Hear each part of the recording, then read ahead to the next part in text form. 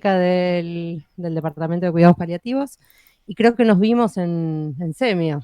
Bueno, ya nos conocemos, yo obviamente que no me acuerdo de sus caras y menos con el barbijo, pero bueno, la idea es hablar hoy sobre el control de síntomas en cuidados paliativos. Es un tema enorme y en realidad estamos como tratando de acotar los temas para que entren. La idea es poder dar un pantallazo general de cómo evaluar los síntomas. Eso lo vimos en Semio, pero la idea es refrescarlo un poco y después ocuparnos de pensar en dos pacientes, en Clara y en Jorge, que ahora los vamos a conocer, para pensar un poco cómo evaluar sus síntomas, cómo ayudarlos en el alivio, ¿sí? Ayer y el viernes tuvieron clase con la doctora Tripodoro. Bien, bueno. Las cosas van a ver que ustedes las van a ir como decantando en la cabeza, ¿no? Y después vamos a intentar que el viernes haya un día de un caso o varios casos integradores, y así podemos tratar de todo eso que vimos durante la semana, decantarlo y ponerlo en práctica en un día más integrador. Entonces, además de ver cómo evaluamos esos síntomas y de refrescar un poco lo que vimos en Semio, vamos a tratar de puntear algunos síntomas prevalentes en cuidados paliativos, porque mañana vamos a hablar de dolor, ¿sí? Y después no va a haber otros días para hablar de síntomas específicos. Entonces hoy vamos a dar un pantallazo de algunos síntomas que nos pareció importante que tuvieran la posibilidad tuviéramos la posibilidad de compartirlos. Bueno, entonces, vamos a empezar pensando un poquito en los pacientes, ¿sí? En ellos. ¿Quién se anima a leer el caso de Clara? Que después lo vamos a retomar y vamos a intentar darle una respuesta, una estrategia a sus problemas. ¿Quién se anima? Tengo que pasar esto, ¿no? Clara es una paciente de 88 años de edad, está internada en el instituto hace 24 horas por deterioro del estado general, deshidratación y reagudización de su insuficiencia renal crónica, actualmente en estadio terminal. En internación previa se había decidido, junto con el servicio de nefrología, que no era candidata a tratamiento sustitutivo hemodiálisis. Tiene un hijo único, Ernesto, que la acompaña y es su único familiar. Clara vivía sola hasta hace 6 meses que comenzó a requerir ayuda en sus actividades básicas de la vida cotidiana por un deterioro cognitivo leve y mayor debilidad. Esa situación se fue profundizando en los últimos 2 meses. Clara está postrada y requiere cuidados continuos por parte de Ernesto y una señora que los ayuda. Se internó 2 veces en los últimos 3 meses por deshidratación, caída desde su altura, retornando a su hogar con más necesidades de cuidado. Usted la evalúa por primera vez luego de su ingreso el día de ayer. Le cuentan que durante la noche se inquietó mucho, gritaba y no durmió. La encuentra vigil, inatenta, le hace preguntas simples y algunas puede contestar, pero otras parecen no comprenderlas e inquietarse. Observa que presenta movimientos anormales en las manos cuando quiere agarrar un vaso. Se encuentra con plan de hidratación endovenoso y mientras usted la está evaluando presenta un vómito bilioso escaso. Bien, bueno, conocimos a Clara y después vamos a retomar el caso de Clara, ¿sí? Son dos casos que se van a encontrar claramente en la sala, ¿sí? De esos que son muy prevalentes. Bien, Jorge, el caso de Jorge, ¿quién se anima? Paciente de 75 años de edad con diagnóstico de cáncer de colon estadio 4 con metástasis hepáticas múltiples, no quirúrgico desde el diagnóstico, en tratamiento con capecitabine oral. Es traído a guardia por su hijo y esposa, usted no lo conoce, lo recibe en su guardia. Agustín, el hijo del paciente, le cuenta que evoluciona en el último mes con deterioro progresivo, actualmente se encuentra debilitado, pasa mucho tiempo recostado. Dificultad en la ingesta, su familia le cuenta que Jorge no come nada, apenas unos bocados, pero con mucha insistencia de parte de Marta, su esposa. Ella está muy angustiada, dice, no puedo verlo así, se está consumiendo, además parece haber tenido algunos vómitos en los últimos días. Marta también le cuenta que Jorge está constipado, no puede sentarse en el inodoro, le tuve que poner un pañal, hace varios días que no va a Cuba. Por momentos también le cuesta orinar, de a rato se le escapa la orina, estas cosas no le pasaban. Jorge le cuenta que se cansa mucho al caminar y que también se agita al caminar unos pocos pasos y por momentos al hablar. Se nebuliza a veces con salbutamol por la fatiga. Por favor, doctor, no sé lo que me está pasando, yo pongo todo de mí, pero esto pero cada vez estoy peor, le dice llorando. Bueno, muy bien. Entonces, saben ustedes que hoy el paradigma de los cuidados paliativos cambió y que no solo nuestro enfoque es hacia pacientes oncológicos, sino también hacia todos los pacientes que tengan enfermedades crónicas avanzadas, ¿sí? Y a eso le llamamos hoy atención paliativa, ¿sí? Que tiene distintos grados de intervención y según la complejidad de cada caso, ¿sí? Y como ustedes saben, y como han visto, los cuidados paliativos o la atención paliativa tiene todos estos cimientos, ¿no? La atención centrada en la persona, la atención integral e integrada. Participamos muy activamente en facilitar la planificación de la toma de decisiones. Y el centro es la evaluación multidimensional de este paciente y de sus necesidades, junto con las de su familia, y lo hacemos en equipo, lo hacemos de manera interdisciplinaria, ¿sí? Mirando no solo lo físico, sino también lo espiritual, lo social, lo psicológico. Bien. Como dijimos entonces, nuestra mirada o nuestra atención se centra en la unidad de tratamiento que le llamamos, que es el paciente y su entorno significativo, no necesariamente tiene que ser el vínculo sanguíneo, ¿sí? Y por eso necesitamos claramente trabajar en equipo y que este equipo sea interdisciplinario para evaluar esa multidimensión y poder darle respuesta. Entonces, como dijimos, lo central es evaluar las necesidades de cada paciente, de su familia, o sea, de la unidad de tratamiento, es centrado en esa unidad de tratamiento, y esas necesidades van a ser diferentes, van a ser dinámicas, y durante el proceso de la enfermedad van a cambiar, y la idea es darle respuesta de una manera integral, de una manera holística, con esa evaluación de las necesidades de manera multidimensional, o sea, enfocándonos en todas las dimensiones de la persona, basándonos en la interdisciplina y con dos metodologías complementarias, que esto significa que vamos a tratar al evaluar, tratar de cuantificar lo que evaluamos, aunque es difícil muchas veces porque los síntomas, como ustedes saben, son subjetivos. Entonces, bueno, vamos a intentar cuantificar para después poder hacer un seguimiento adecuado, ¿sí? Y nos va a interesar nos va a interesar lo que el paciente vivencie de su experiencia, ¿sí? Bien, entonces, esta evaluación multidimensional es de esas necesidades que presentan el paciente y la familia, de las necesidades en la multidimensión, ¿sí? Y para, justamente como dijimos, para darle una respuesta adecuada, para poder cuantificarlas, para poder darles un enfoque como es debido, tenemos que registrar estas necesidades, ¿sí? Que van cambiando y hacer el registro de manera dinámica y en todo el proceso de la enfermedad. Para este registro nos sirve para poder fijar los objetivos asistenciales que van cambiando, para poder revisar los resultados, ¿sí? De manera dinámica y justamente en ese dinamismo reevaluar esos resultados para, bueno, seguir de manera, digamos, bien activa, dando respuesta a esas necesidades. Como hablamos entonces antes, la unidad de tratamiento es el paciente y su entorno afectivo. La evaluación, ustedes saben que la hacemos con la evaluación, con la entrevista clínica, ¿sí? No, eso no es nada novedoso para ustedes. Tratamos de poder ser sistemáticos en esta entrevista, en esta evaluación, siempre con escucha activa, tratando de estar abiertos a lo que el paciente traiga, más allá de que después sí nosotros hagamos preguntas más orientadas hacia los problemas del paciente, tratando también de usar instrumentos específicos como escalas, como herramientas que nos sirven para la valoración de esas necesidades, ¿sí? Y esas escalas o esos instrumentos en general suelen ser o tratan de ser simples, breves, pueden ser para autoevaluación, en general están validados, ¿sí? Usamos herramientas validadas y son confiables.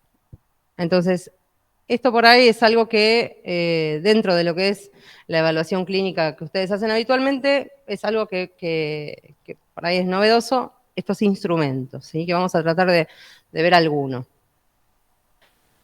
Entonces, un poco resumiendo, la evaluación multidimensional de las necesidades del paciente y de su familia, de la unidad de tratamiento, es justamente la evaluación de sus necesidades en todas estas dimensiones, en los aspectos físicos, en la enfermedad. Vamos a intentar saber qué estadio tiene la enfermedad del paciente, el pronóstico, qué tratamientos hizo, qué funcionalidad tiene, en qué situación, digamos, en su vida cotidiana, cómo se maneja, ¿sí? Si puede realizar las actividades, si está en cama.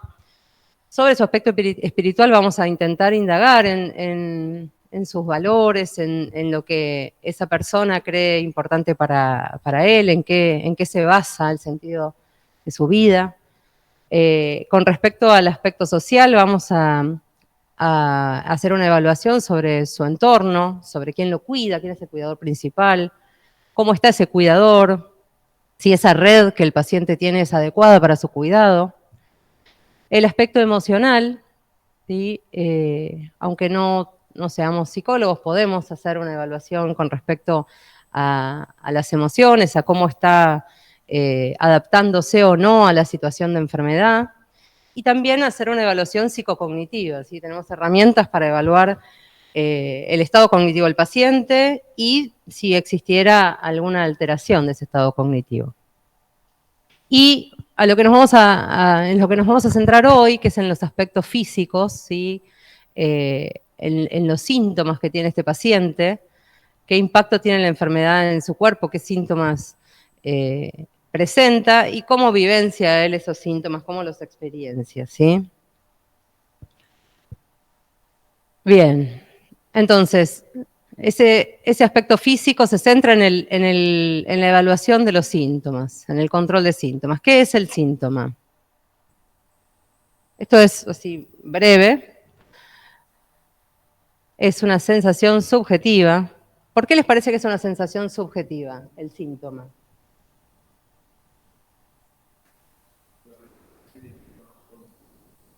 Perfecto. No la podemos evaluar con un método de medición que nos lo reporte. Lo tiene que reportar el paciente. Muy bien. El dolor y la disnea son los dos síntomas por excelencia, y la definición, una de las definiciones que tomamos, es que es una percepción somatopsíquica en respuesta a un estímulo nocivo. O sea, el estímulo nocivo existe, ¿sí? Y está modulada por aspectos de la persona, como el estado de ánimo, el significado que le da esa persona a ese estímulo nocivo o esa sensación, esa percepción, el ambiente, el grado de adaptación emocional a la situación, ¿sí? Digamos que es una definición bastante completa, digamos, no nos vamos a quedar en ella, pero si ustedes se fijan, tiene muchas dimensiones incluidas este síntoma. Bien. Entonces, los síntomas en general se presentan, digamos, de manera desordenada, son múltiples. Nosotros a veces, digamos, lo que intentamos en la medicina interna es tratar de, en la medicina en general, es tratar de sindromatizar, ¿sí? Esos síntomas, tomarlos como parte de un síndrome o de una entidad, ¿no? Para poder, bueno, justamente hacer el diagnóstico y dar un enfoque adecuado, ¿sí? No es que vamos a tomar los síntomas sueltos, pero sí tenemos que saber que son múltiples. En general, no vienen solos. Y como dijimos antes, son multidimensionales. Interactúan entre ellos, ¿sí? Impactan en la capacidad funcional de este paciente y también impactan en su capacidad de adaptación a la información, ¿sí? Porque el cuerpo le habla al paciente. Si voy muy rápido, si algo quieren preguntar, obviamente que me paran, ¿eh? Estos son los síntomas prevalentes que se describen en el último año de vida, ¿sí?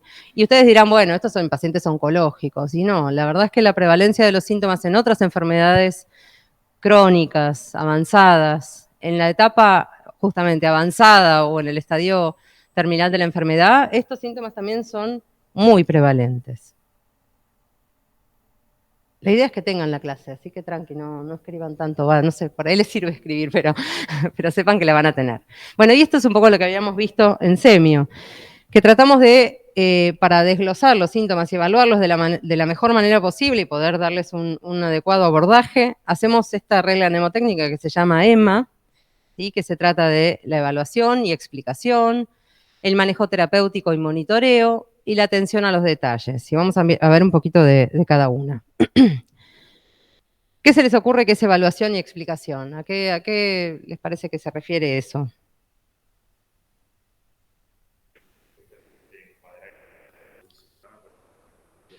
Sí, pero si nos enfocamos en un síntoma que intentamos evaluar, ¿qué dirías que es la evaluación? ¿Qué hacemos? ¿Le ponemos un termómetro?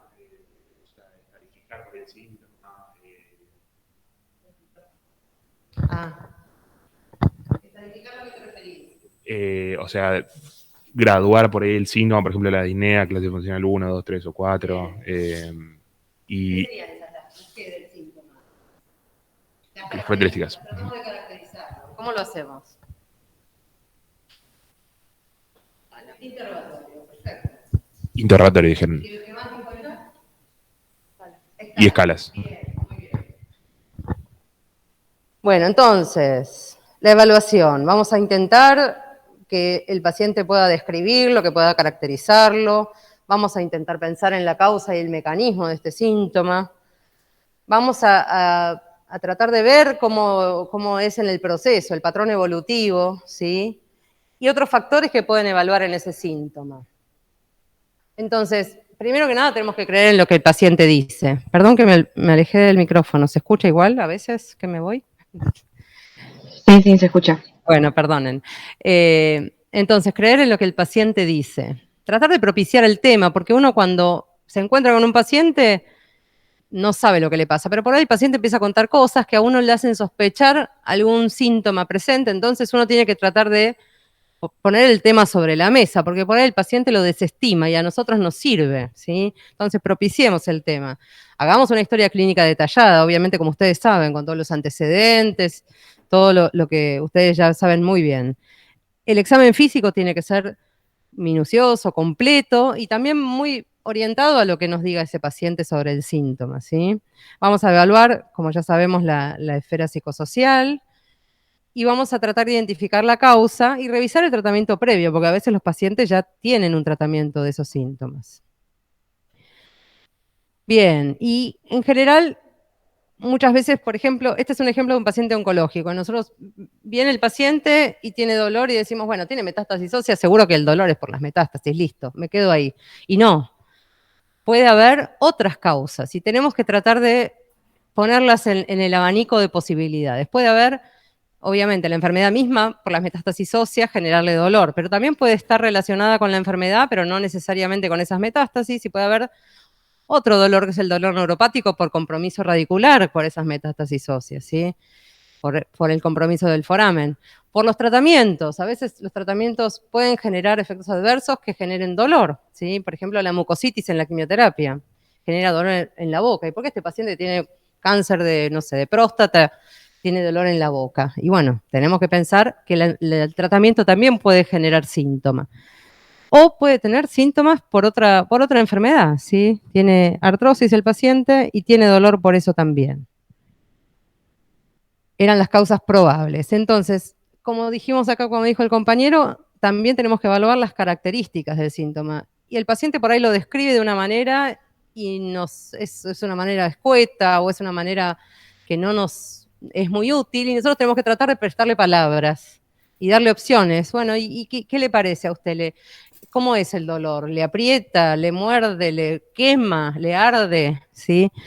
Y bueno, la intensidad, como ya sabemos, la localización, la irradiación, si hay factores que lo alivian o lo empeoran, ¿sí? Todo esto que ustedes saben de la Alicia. Y las escalas. ¿Las escalas para qué nos sirven? En caso del dolor, que es el paradigma del síntoma, ¿para qué les parece que nos sirven las escalas? Bien, objetivar, cuantificar. ¿Y para qué nos sirve cuantificar? Para adecuar el tratamiento, perfecto. Por ejemplo, en el caso del dolor, no va a ser lo mismo si es un dolor severo que si es un dolor leve, ¿no? Bien. Y para el seguimiento también, porque nosotros hacemos hoy una medición con la escala, Si el paciente la entiende, la comprende, podemos después seguir usándola ¿para qué? Para ver cómo progresa en el tiempo y ver cómo le va con nuestro tratamiento, con lo que le proponemos. Muy bien. Y además de los instrumentos, vamos a también tratar de evaluar el impacto que tiene este síntoma con la vida cotidiana del paciente, con su calidad de vida, ¿sí?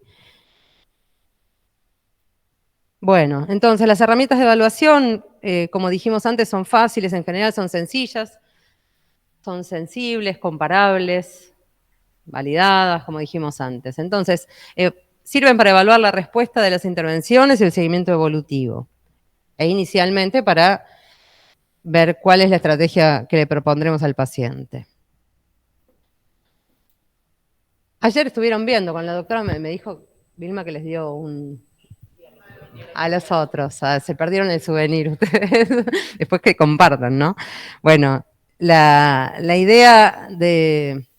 Nosotros usamos mucho la escala numérica, es como la escala que usamos, y esto es un poco cómo se la contamos al paciente. Si usted tuviera que decirnos cuánto le duele, de 0, que es nada de dolor, al 10, que es el dolor más insoportable, ¿qué número le pone a su dolor en este momento? Entonces, esta escala numérica nos sirve para graduar o saber la intensidad del dolor y poder, digamos, acomodar ese dolor en una, ¿cómo se llama? En una categoría, digamos, ¿sí? Si es dolor leve, si es dolor moderado, si es dolor severo. Esta escala nos sirve para cualquier síntoma, así que la podemos usar en cualquier síntoma. También la usamos a veces para calidad de vida, ¿sí? Si su calidad de vida óptima es 10, ¿cómo está hoy su calidad de vida? Bien, el ESAS es un cuestionario, ¿sí? Que ustedes ven que tiene 10 ítems, que son síntomas, y la escala numérica para evaluar esos síntomas. Son los síntomas prevalentes en los pacientes oncológicos y entonces nos sirve para poder, esto lo puede ser autoadministrado, el paciente puede hacer el ESAS cada vez que lo vemos, por ejemplo, y a nosotros nos da una pauta de cómo está sintomáticamente y cómo está de una consulta a la otra. Bueno, las herramientas, la escala esta de las caritas, que la conocen para los pacientes niños o los que tienen deterioro cognitivo les puede ser útil. La escala de Borg, que se usa para disnea, pero bueno, también la disnea en realidad usamos la clase funcional, ¿sí? Para nosotros, y para el paciente también usamos la escala numérica, así que él nos puede decir un número de 0 a 10. En realidad es como la escala de Borg, ¿no? Bien, dentro de la evaluación entonces hablamos de las características, tratar de pensar la causa.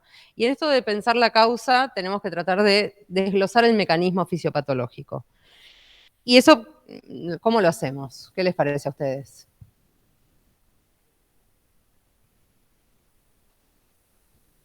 A partir de las características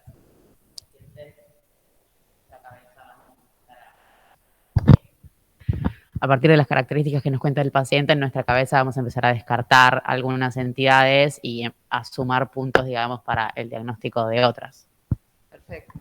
Perfecto. La idea sería entonces ir teniendo en la cabeza mientras hacemos la evaluación del paciente qué fisiopatología puede tener este síntoma.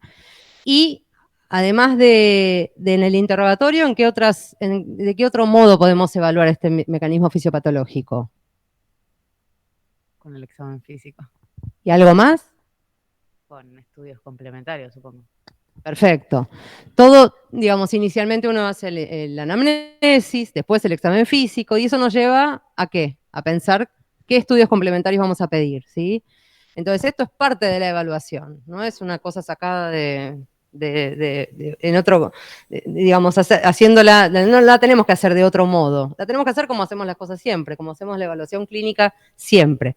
Pero, bueno, vamos a ir orientando los estudios complementarios y para poder buscar este mecanismo y darle una respuesta mejor a los síntomas. Bien.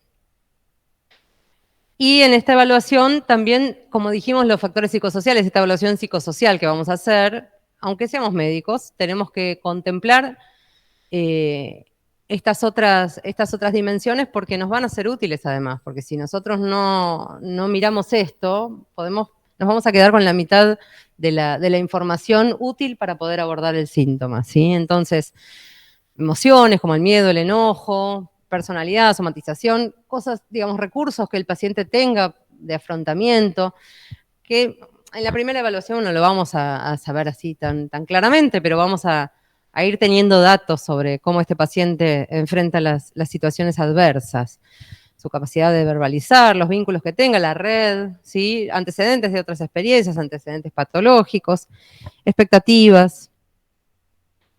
Bien, y entonces sabemos, como dijimos, que el síntoma debe ser evaluado de manera continua, ¿sí? No vamos a hacer la evaluación, a darle un tratamiento y después olvidarnos de ese síntoma, ¿sí? Vamos a tratar de ir chequeándolo en cada consulta mientras hacemos el tratamiento, intervalos que intenten ser regulares, cuando aparezca un síntoma nuevo para ver si también impacta en ese otro que tenía y usando las herramientas de medición.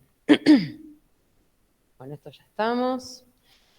Entonces, estábamos en la evaluación. Ahora vamos a la explicación. ¿Qué se les ocurre de la explicación? Para el paciente. Esto es para el paciente.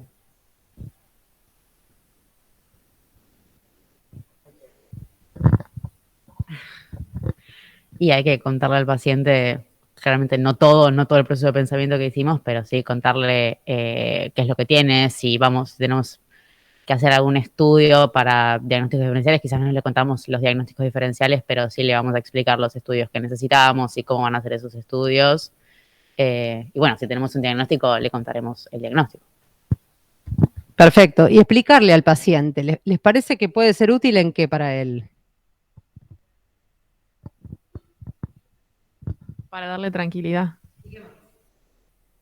¿Confianza? Bueno, todo eso. Tranquilidad, confianza, poder adherir mejor al tratamiento, ¿sí? Es una parte ya empezamos a darle un tratamiento al paciente cuando le podemos explicar lo que le pasa, ¿sí? Es la primera parte del tratamiento, ¿sí? Puede ser que también sirva para la autonomía y que a partir de ahí sea una toma de decisiones compartidas. Sin duda, muy bien. Y esto es no solo al paciente, perdonen, porque yo hablaba del paciente, pero a la familia también, ¿sí? Esto es una parte muy importante de la comunicación en general, ¿no? Y la comunicación, como dice la compañera, sirve para poder darle el poder al paciente de tener herramientas para actuar, para decidir, ¿sí? Sobre su cuerpo, sobre sus procesos. Bien. Eso, le vamos a explicar por qué este síntoma, de dónde viene, cómo lo vamos a tratar. Y también podemos contarle la vía de administración de los fármacos. Esto es una parte también de la explicación, porque a veces nosotros lo vemos al paciente, lo evaluamos, nos vamos y viene alguien y le pone, bueno, te vengo a poner una vía. Uy, eso a mí la doctora no me dijo nada. Y la verdad que puede ser que impacte negativamente, ¿sí? O sea, es un detalle, pero esos detalles son útiles. Entonces, pasamos a la M, que es el manejo terapéutico del monitoreo. Vamos a corregir lo corregible. Eso es lo más importante. Inicialmente, si nosotros tenemos un síntoma, tenemos que buscar, junto con esa evaluación de la causa, bueno, si esa causa es reversible o no, para poder corregirla. Y vamos a hacer el tratamiento farmacológico del síntoma, el tratamiento sintomático, y el tratamiento no farmacológico. Sobre los fármacos en general, tenemos estos tips que la verdad que son útiles para tener una idea global de cómo usarlos. Obviamente el objetivo es el bienestar del paciente, tiene que estar basado en los mecanismos fisiopatológicos, porque si no, puede ser que aliviemos el síntoma, pero por un rato, probablemente no le estemos dando la mejor opción. La posología tiene que ser lo más sencilla posible, ¿sí? Reducir la polifarmacia, que sabemos que en los pacientes muy enfermos en general es lo prevalente, es encontrar muchísimos fármacos dando vueltas y hay que evaluar cada uno de ellos para ver si son útiles o no y las interacciones. Administración que sea fija, regular, ¿sí? y también tener la posibilidad de que el paciente frente a las crisis tenga medicación de rescate. Yo te recontratapo. Perdón, no sé cómo ponerme. Entonces, estos son así principios generales, pero muy útiles. Si podemos usar la vía oral, la tenemos que usar. En cuidados paliativos usamos la vía subcutánea como vía alternativa, también a veces la vía endovenosa, pero si podemos elegir, en general elegimos la subcutánea. Intentar prevenir efectos secundarios, efectos adversos de los fármacos que nosotros sabemos que van a presentarse. Entonces, en lo posible, ¿por vía oral o por vía subcutánea? Hizo la pregunta al compañero. No, en lo posible vía oral, que es la fisiológica. Si tenemos que elegir otra alternativa, en general usamos la vía subcutánea, ¿sí? Bien. Entonces, prevenir los efectos adversos, que nosotros ya tenemos que conocer los efectos adversos de los fármacos que vamos a usar, y algunos son prevenibles, y tenemos también que explicarle al paciente que pueden aparecer. Informarle al paciente sobre el fármaco que vamos a usar, sobre cómo lo vamos a usar, dar las indicaciones bien claras, revisar que el paciente comprenda, revisar la estrategia y trabajar en equipo. Bueno, la vía subcutánea ya la van a ir conociendo, si no la conocen ya. Es una vía muy sencilla, muy fácil de usar, que no tiene complicaciones, no tiene complicaciones importantes. Y esos que están en rosa son los sitios donde se puede colocar la vía subcutánea. No entiendo si no sé si es un catéter o cómo se dice, se deja en esas zonas o si se pone con cada aplicación. Bien, no, ese catéter se deja. Es una aguja butterfly, ¿sí? que en general se usa en pediatría, y como tiene, bueno, el grosor de la aguja y el largo es para el uso subcutáneo en adultos. En pediatría se puede usar de manera endovenosa, en adultos también, pero en general uno la puede dejar varios días. En general no se deja más de una semana, pero si no se enrojece o no duele o no se complica, o no sangra, que a veces puede sangrar un poquito, se deja. Se deja colocada, después si quieren les enseñamos cómo se coloca, podemos hacerlo como en vivo, y se deja colocada con un tegaderme encima, o sea que eso es algo muy, para el paciente casi no, digamos, no lo siente, siente el momento de la colocación y después no se siente. Y bueno, queda el catéter con la posibilidad de uno inyectar por ahí, digamos, pasar por ahí medicación, administrarla por ahí. Doctora, ¿y por qué se usa en estos casos y no se usa en forma usual? Sí, se usa en forma usual también, digamos, nosotros, a ver, depende mucho de la cultura de la institución. En realidad es como novedosa la vía subcutánea respecto de lo que es la medicina tradicional, y hay un montón de hasta enfermeros que no saben cómo usarla. A ver, saben aplicar inyecciones subcutáneas. La insulina, la heparina se dan de manera subcutánea por una inyección. Distinto es usar un catéter que quede colocado. Eso es como algo novedoso que tiene ya unos años en el mundo, pero no es digamos, no es la regla, no es que todo el mundo en las escuelas de enfermería lo aprende, por ejemplo, y en la medicina tampoco. Pero, por ejemplo, en esta institución hay mucha cultura de vía subcutánea. La verdad es que todos los fármacos no se pueden aplicar por vía subcutánea, y por eso la endovenosa es la vía de elección para, universalmente, los fármacos parenterales van por vía endovenosa. Entonces, después les podemos pasar el listado de fármacos que se pueden usar por vía subcutánea. La realidad es que, digamos, hay estudios hechos sobre la biodisponibilidad y la farmacocinética, pero no es tan certera como la endovenosa. Entonces, nosotros sí la usamos mucho, pero si uno quiere usar un fármaco, digamos, falta como investigación también en el uso de los fármacos en la vía subcutánea. Pero hay muchos que se sabe que se pueden usar y que tienen buena biodisponibilidad. De hecho, hay hasta antibióticos que podemos usar por vía subcutánea. Lo usamos en general en pacientes que están debilitados, en pacientes que queremos ser menos invasivos.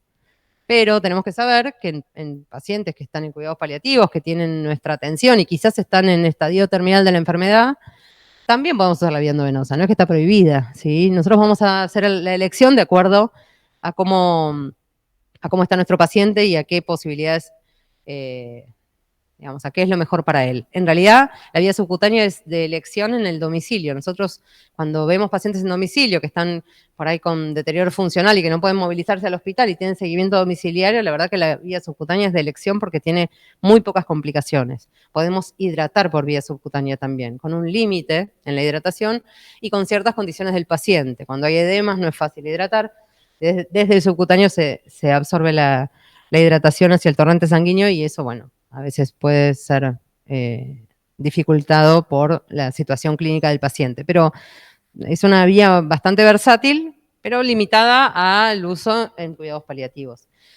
Ojo, acá ustedes van a ver el uso de vía subcutánea para la morfina, y la morfina la podemos usar en pacientes que no tengan enfermedades crónicas avanzadas, por ejemplo, en un posquirúrgico, en el dolor. Nosotros no intervenimos ahí, pero acá hay tanta cultura de vía subcutánea que ustedes pueden llegar a ver un paciente que se acaba de operar con una vía subcutánea porque tiene morfina arreglada, ¿sí? Y que después se saca la vía, se saca la morfina y ya está. Bien, bueno. Entonces, hablando del manejo terapéutico, algunas premisas: el tratamiento no farmacológico es un universo de estrategias que nosotros tenemos que también ir teniendo algunas en la cabeza, ¿sí? Se trata también, al trabajar en equipo uno con otros, como kinesiólogos, terapistas ocupacionales, nutricionistas, también empieza a tener otras herramientas que no son los fármacos solamente para el alivio de los síntomas.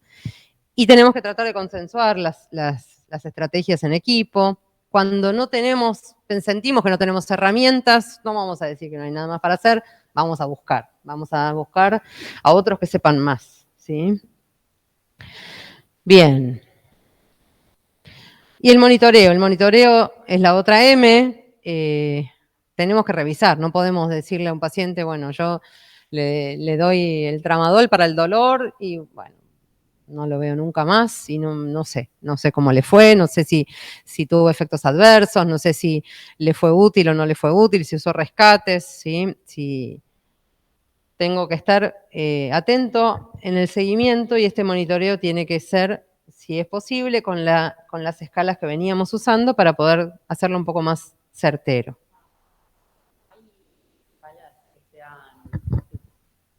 ¿Hay escalas que sean particularmente para la evaluación o siempre vamos a preferir usar las que... ¿hay escalas que sean particularmente para el monitoreo o siempre vamos a usar las que veníamos usando para la evaluación? No, en general son las mismas que uno usa en distintos tiempos, ¿sí? Bien, y vamos a estar atentos a los detalles, ¿sí? Tenemos que estar siempre preguntándonos los porqués y tratando de tener una cabeza abierta a pensar otras opciones, a ver, por ahí nos equivocamos, bueno, la evolución de nuestro paciente, lo que él nos vaya diciendo, todos estos datos los tenemos que tratar de tener bien, de estar atentos, ¿sí? No dar por sentado, ¿sí? Que muchas veces nos pasa que nosotros, no sé, damos una indicación, el paciente se va y al final no entendió nada y no pudo hacer nada de lo que nosotros queríamos que hiciera o que le habíamos propuesto. Por eso tenemos que ser también claros en la prescripción. Perdón. Repreguntar, rechequear, ¿sí? Y tratar de buscar el idioma o la modalidad que sea mejor para el paciente que tenemos enfrente, que no son todos iguales y tenemos nosotros que adaptarnos. Es nuestra responsabilidad para que el paciente pueda cumplir el tratamiento y hacer, digamos, adherir a él. Y pesquisar los efectos adversos, que en eso también tenemos que estar atentos. Y bueno, y siempre recordar corregir lo corregible. ¿Hasta qué hora tenemos, chicos? ¿Y cuarto? Bueno. Está bien. Él es el despertador, la campana. Bueno, bien. Vamos a pasar un poco algunos síntomas. Náuseas y vómitos. ¿Gastro ya tuvieron ustedes? Todavía no. Bueno, ahí van a, por ahí también, hablar de este tema. Muchas de las cosas que hablemos acá van a ustedes sentirlas en otras materias, en otras disciplinas, porque los cuidados paliativos deberían ser transversales, ¿sí? En lo que significa la etapa avanzada de muchas enfermedades crónicas que ustedes ven en las otras especialidades. Entonces, son muy prevalentes las náuseas y los vómitos. En los pacientes oncológicos tienen una prevalencia alta, ¿sí? Y en otras patologías también, ¿sí? Me olvidé yo de ponerles un cuadro que es muy claro, que tiene, digamos, el abanico de síntomas que uno pensaba que solamente eran prevalentes en los pacientes oncológicos y claramente en las enfermedades cardiológicas avanzadas, la insuficiencia cardíaca avanzada, el EPOC, la insuficiencia renal.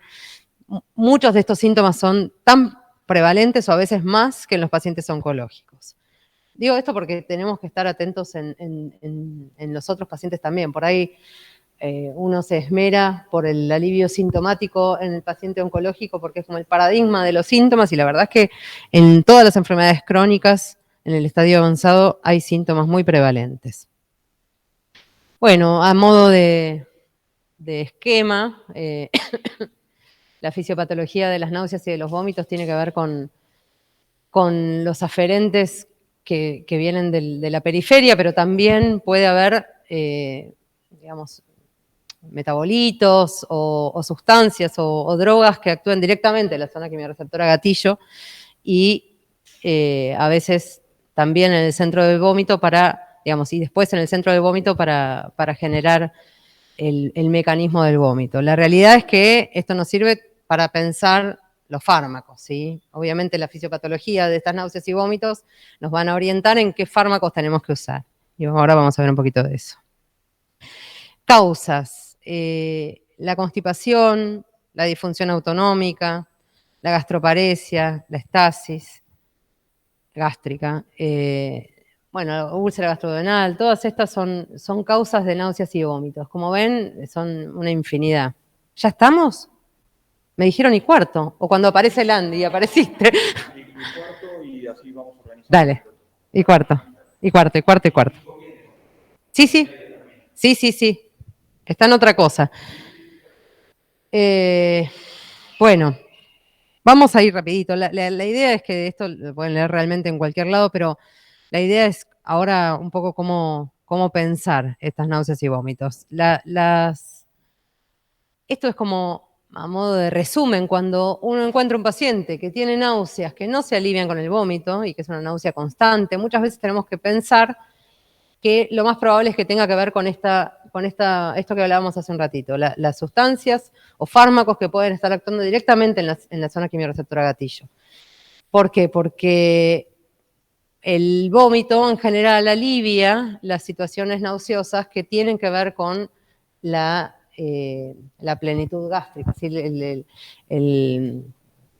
No me sale la palabra, pero bueno, digamos lo mecánico, lo que tiene que ver con el mecanismo que en general se origina en la periferia, ¿sí? En general estos pacientes tienen náuseas hasta que vomitan y viene el alivio y es mágico. Entonces ahí, digamos, esto es un dato, digamos, de la vida cotidiana que nuestros pacientes nos dan y eso nos ayuda a ir pensando la fisiopatología. Tenemos que evaluar las posibles causas de las náuseas, propiciar que el paciente trate de registrarlas y de ver si el tratamiento le da respuesta o no. A veces no es tan fácil porque las náuseas suelen ser como vagas y los pacientes a veces ni saben muy bien cómo nombrarlas. Las nombran como un asco, como una sensación de rechazo a la comida. Entonces uno lo tiene que indagar. Y el registro para el paciente muchas veces es útil para que cuando vuelve al consultorio nosotros más o menos sepamos si lo que le estamos dando le ayuda o no. Porque las náuseas en general están como todos los síntomas impactados por otras esferas. Y muchas veces el paciente tiene algo de náuseas y el familiar le trae una comida que es muy olorosa y el paciente tiene rechazo y la familia insiste en que coma y eso genera a veces un tire y afloje entre familia y paciente que dificulta mucho, digamos, que hace sufrir a las personas y que, bueno, dificulta también que ese paciente pueda, pensar Estas náuseas me aparecen todo el tiempo, me aparecen solamente cuando me insisten de comer. Digamos, nosotros tenemos que tratar de también situarnos o llevar al paciente a situarse en esa situación. Bueno, a ponerse en esa situación. Bueno, cuando usted está por comer, ¿qué le pasa? Bueno, nos sirve esto para poder afinar el interrogatorio, ¿no? Corregir lo corregible, causas o factores. A veces hay otros síntomas que pueden impactar en las náuseas, como el dolor, como un cuadro infeccioso, como la tos, que a veces genera arcadas y eso se mezcla. Bueno, y obviamente factores como la hipercalcemia, que pueden ser causas, que pueden ser, digamos, la causa principal y tengamos que corregirla.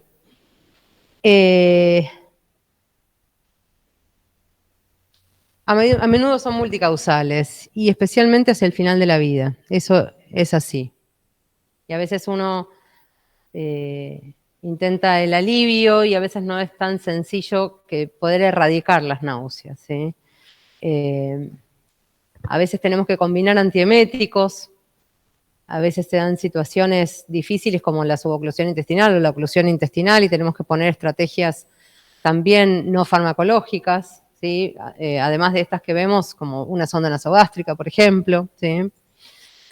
A veces cirugía puede ser una estrategia para, obviamente no para el alivio del síntoma, sino para la resolución de la situación clínica.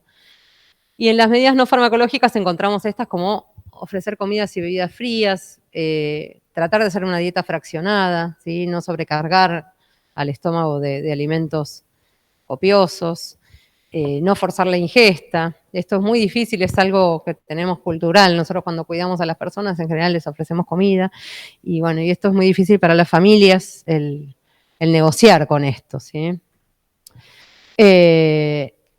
Tener una adecuada higiene de la boca, que esto es una medida que pensarán por ahí que no es muy importante y la verdad que es fundamental. Muchas veces encontramos las bocas de los pacientes muy, muy difíciles, con costras, con esta lengua saburral. Es muy incómodo para el paciente y propicia el síntoma de la náusea. Así que tenemos que estar atentos a esto.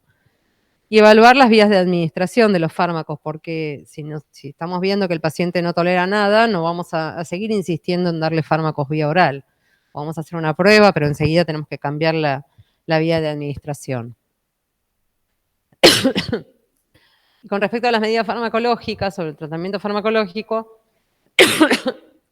la mayoría de las veces la metoclopramida es la primera indicación y está muy bien, porque tiene efecto periférico, pero también tiene efectos centrales, más que nada en dosis altas. Podemos usar también antagonistas dopaminérgicos y estos son los que los utilizamos en general cuando hay otras causas que no son la falta de quinesis o la estasis, ¿sí? Y los usamos en uremia, los usamos a veces en las náuseas por opioides, los podemos usar, en la hipercalcemia. Estas son las dosis, el haloperidol es el que usamos en general, y si no, como les dije, la metoclopramida a altas dosis tiene acción central. Cuando tenemos no existe la escalera en la náusea, pero sí tenemos un escalón siguiente cuando no tenemos respuesta adecuada, podemos usar la levomepromacina, que es de amplio espectro, actúa en todos los receptores de periféricos y centrales, y la usamos muchas veces en oclusión intestinal, esa OI es oclusión intestinal. ¿Por qué? Porque si usamos en oclusión intestinal, cuando el paciente tiene náuseas, usamos metoclopramida, propiciamos la peristalsis, por ser prokinético, y el paciente puede tener dolor cólico severo. Entonces, queremos aliviar las náuseas y generamos otro síntoma. Entonces, en general, cuando tenemos oclusión intestinal, que no es quirúrgica, que no es reversible en un paciente en estadio terminal, podemos usar la levomepromacina como un buen antiemético en dosis muy bajitas, porque es un neuroléptico sedativo que puede dar sueño. Y la usamos En 6,25, a veces les diría que en 3,125, la ampolla viene de 25 miligramos, así que imagínense que eso es 1/8 de la ampolla. ¿Sí? 3,125, como les dije. Y esto hay que titular la dosis muy, digamos, lentamente, o no lentamente, sino cuidadosamente en los pacientes frágiles que la necesitan. Y los antagonistas serotoninérgicos 5-HT3 son el ondansetron, y hay nuevos cetrones en el mercado, y que en general la usamos cuando hay liberación de serotonina, como en quimioterapia, o en oclusión intestinal también, a veces en insuficiencia renal se puede usar, o en radioterapia abdominal. Bien. Con respecto a las causas que no hablamos, bueno, los opioides generan náuseas, por ahí lo vamos a ver mejor mañana, pero sepan que las náuseas por opioides podemos usar la metoclopramida o, como les dije antes, el haloperidol. La mayoría de los pacientes que tienen náuseas por opioides en el inicio del tratamiento pueden generar tolerancia a ese efecto, se genera tolerancia a ese efecto adverso, y en una semana en general esas náuseas desaparecen. Por eso uno tiene que estar atento, porque a veces puede ser causa de abandono del tratamiento, ¿sí? Hay equipos de cuidados paliativos que dan preventivamente metoclopramida para que la náusea, si aparece, no la sienta el paciente. Cuando dice bioral, es bioral, no es sublingual. Es decir, Podés usarla sublingual también. porque sublingual Sí, podés usarla sublingual también. es horrible. Sí, obvio. Sí. Hay gente que lo prefiere y hay gente que no. Pero uno trata de interrogar eso. También podemos usar gotas. Pero estamos de acuerdo que es otra posología, digamos, otro modo de administración, quiero decir. Sí, se puede usar sublingual. Se puede usar endovenosa también, ¿eh? Bien. ¿Alguna cosa hasta acá? Bueno. Ya, ¿qué dicen? Lo dejamos para la segunda parte, Clara, ¿no? Pues son y 12. Sí, ya está. ¿Cómo estás? Bien, ¿vos? No. ¿Qué decís? ¿Que los hice de quedarse dormidos? ¿Que se fueron a la cama? Sí, ya está. Ya terminamos porque ahora viene la segunda parte. Están acá. En el Meet. Ok. No, ya está. Ya está, porque si empezamos con el caso clínico no vamos a poder avanzar. Así que no. Nos vemos a las 11, ¿no? Bueno.